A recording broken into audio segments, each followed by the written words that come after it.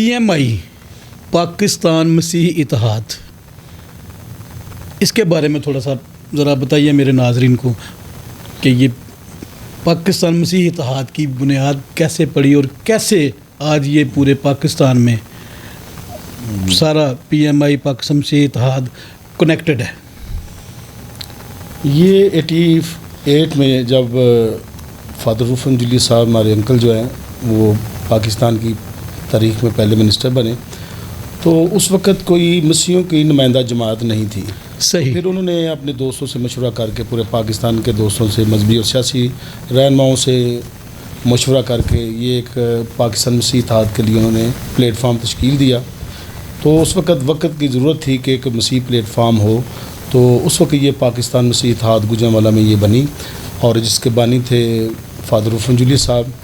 और इसी प्लेटफार्म से वो 4 दफ़ा मुसलसल कौमी असम्बली के रुकन बने और मसीही इत्तेहाद ने पूरे पाकिस्तान में जहाँ भी जुल्म और नाइंसाफ़ी होती थी, तो पाकिस्तान मसीही इत्तेहाद के कायदीन ने, पाकिस्तान मसीही इत्तेहाद के कारकुनों ने जहाँ भी जुल्म और नाइंसाफ़ी होती थी उस जुल्म और नाइंसाफ़ी के ख़िलाफ़ हमेशा आवाज़ उठाई और उस जुल्म और नाइंसाफ़ी के ख़िलाफ़ सीसा पलाई दीवार बने। और असम्बली के अंदर फादर रूफन जुली साहब ने और असम्बली के बाहर हमने हमेशा जहाँ भी जुल्म हुआ हमने सड़कों में निकले और जुल्म और नाइंसाफ़ी के ख़िलाफ़ हमने हमेशा आवाज़ बुलंद की। और इसी प्लेटफार्म से मैं 2 दफ़ा शेखुपुरा से मेंबर डिस्ट्रिक्ट असम्बली बना और 1 दफ़ा ननकाना साहब से भी मेंबर डिस्ट्रिक्ट असम्बली बना। इस तरह से हमारे बहुत सारे जो साथी थे पूरे पाकिस्तान में, पंजाब में, वो मेंबर डिस्ट्रिक्ट असम्बली बने और सब ने मिलकर अपनी कौम के लिए आवाज़ उठाई। नाज़रीन, जो पाकिस्तान मसीही इत्तेहाद है पूरे पाकिस्तान में इनके जो नुमाइंदगान हैं जो हमा वक्त पाकिस्तान में मसीहियों के लिए अपनी खिदमत सर अंजाम दे रहे हैं, और किसी जगह पे कहीं पर भी अगर कोई जुल्म ज़्यादती नाइंसाफ़ी की दास्तान होती है तो पाकिस्तान मसीही इत्तेहाद के जो नुमाइंदगान हैं वो वहाँ पर फौरी तौर पे पहुँचते हैं और अपना किरदार अदा करते हैं अपने लोगों को इंसाफ की फराहमी के लिए, अपने लोगों को जुल्म ज़्यादती से बचाने के लिए। इमानुल अत्तर जुलिया साहब 3-4 साल पहले तक जमूद था माइनॉरिटी विंग में। मैं ज़्यादा लंबी बात नहीं करूँगा, लेकिन सिर्फ़ इतना जानता हूँ कि वहाँ पर कुछ अजारादारी कायम थी जो किसी भी वर्कर को ऐवान तक पहुँचने में बहुत बड़ी रुकावट थी।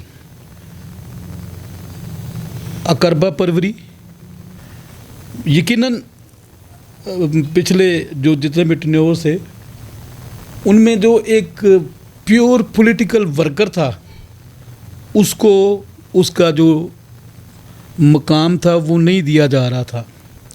लेकिन ये पिछले 3-4 सालों में मैंने देखा कि जहाँ कहीं पर भी कोई पार्टी कन्वेंशन होता था, माइनॉरिटी वर्कर की मैं कन्वेंशन की बात नहीं करता, मेन स्ट्रीम का, कहीं पे लीडरशिप की क़यादत होती थी, कहीं पे कोई बहुत बड़े बड़े जो जलसे अजलास जो हैं वो किए जाते थे। पाकिस्तान मसीही इत्तेहाद की वहाँ पर भरपूर नुमाइंदगी देखने को मिली। और फिर आज मैं ये देख रहा हूँ कि एक कॉमन जो पॉलिटिकल वर्कर है उसकी भी रसाई ऐवान तक जो है वो मुमकिन हुई। ये कैसे आपने सकूत तोड़ा? देखें जी, जिस तरह आप बात कर रहे हैं, मैंने तकरीबन 20 साल जो है वो पाकिस्तान मुस्लिम लीग नून के लिए काम किया और जहाँ भी इनके कन्वेंशंस होते थे, जहाँ भी जलसे होते थे इनके कायदीन के, मियाँ नवाज़ शरीफ साहब के, मियाँ शहबाज शरीफ साहब के, मोहतरमा मरीम नवाज़ साहिबा से, तो हमने भरपूर तरीके से वहाँ जो है शिरकत की है। और मैं समझता हूँ जो दूसरे लोग थे उनसे भी ज़्यादा जो तादाद में हम अपने वो फ्लैग्स के साथ जाते थे। तो खुदा ने कोई ऐसा टाइम बनाया कि मैं मोहतरमा मरीम नवाज़ शरीफ साहबा से मुलाकात हुई, उनको हमने बताया कि ये जो झंडे हैं ये हमारे हैं, हम आपके साथ हैं, हम 20 साल से आपके साथ खड़े हैं, लेकिन आप तक हमारी जो रसाई थी वो नामुमकिन थी। تو پھر انہوں نے جو محترمہ رحیلہ خادم حسین صاحبہ ہے انہوں نے ایک بنایا سی آرگنائزنگ کمیٹی بنائی جس میں بابا فیلبوز تھے اور دوست بھی تھے.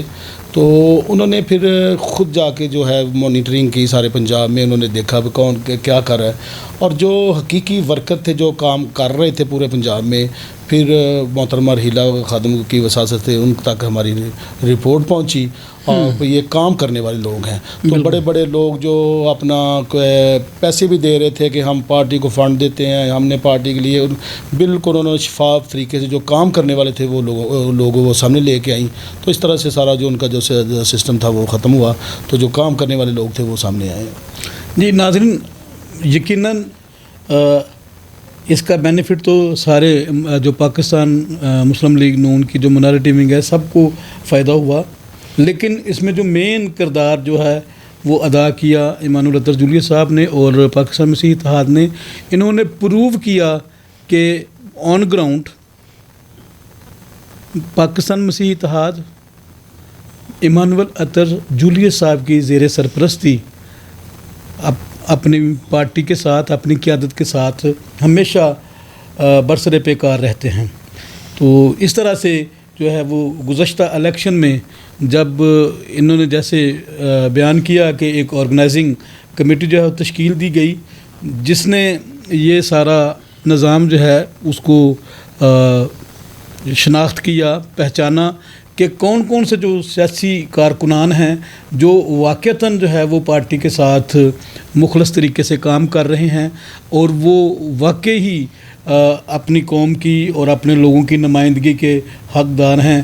تو اس طرح سے ایمان العطر جولیہ صاحب کو جو ہے اسمبلی کی نمائندگی کے لیے منتخب کیا گیا, جو کہ یقیناً ایک قابل تحسین بات ہے. میں اس بات کا گواہ ہوں کہ ایمان العطر جولیہ صاحب نے اپنے اس سارے سیاسی سفر میں جو ان سے پہلے نمائندگان تھے اسمبلیز کے, ان کے ساتھ بڑی وفاداری کے ساتھ ان کا ساتھ دیا, بلکہ انہیں بہت زیادہ پروموٹ کیا.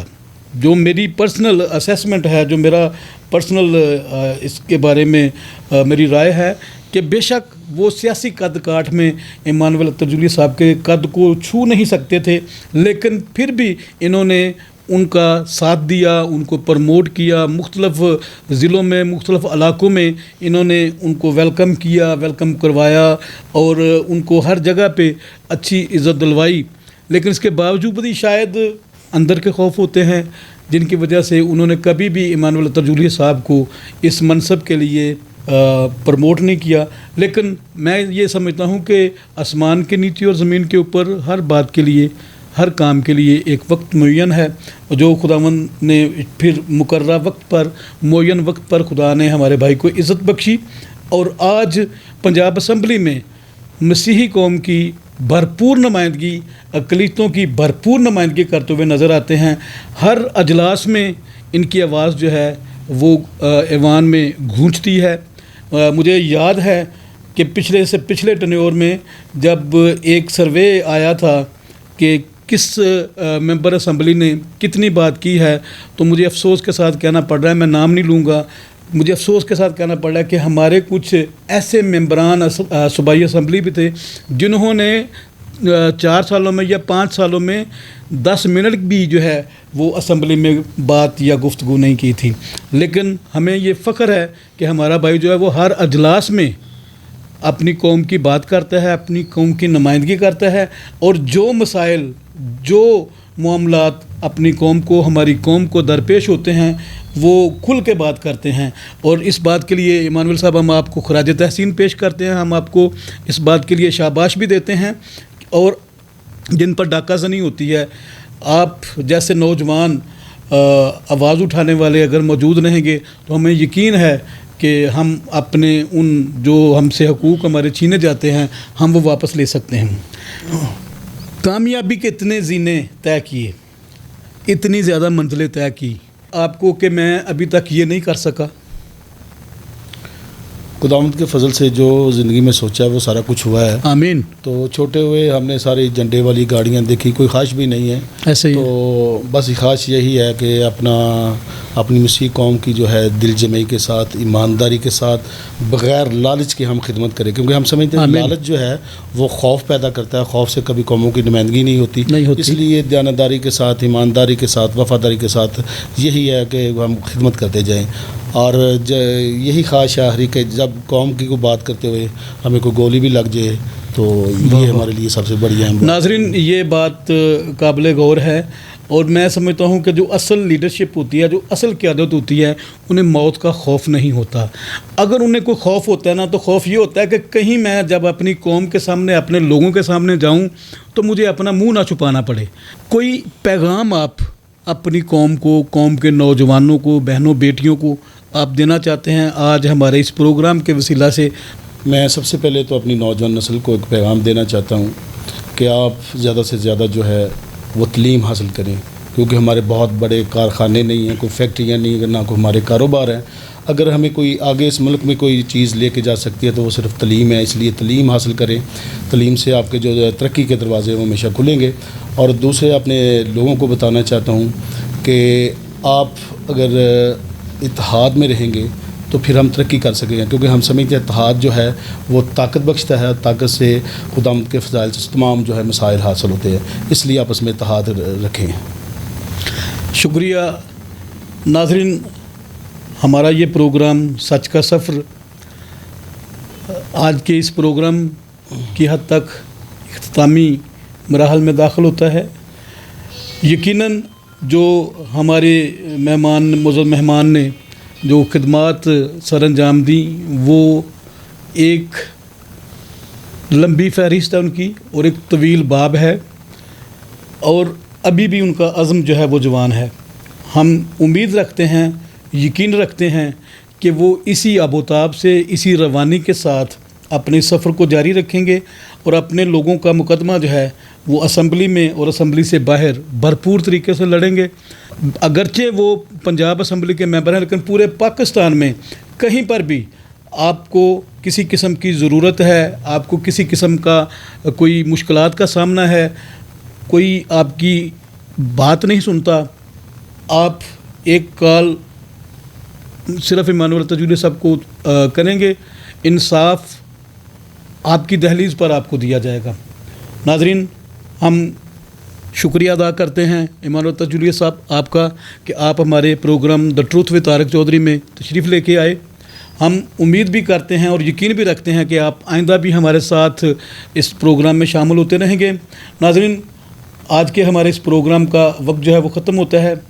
اگلے کسی پروگرام میں کسی نئی مہمان شخصیت کے ساتھ آپ سے دوبارہ ملاقات ہوگی۔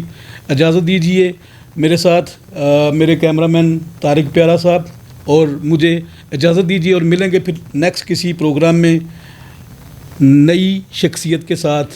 تب تک کے لیے اجازت۔ پاکستان زندہ باد۔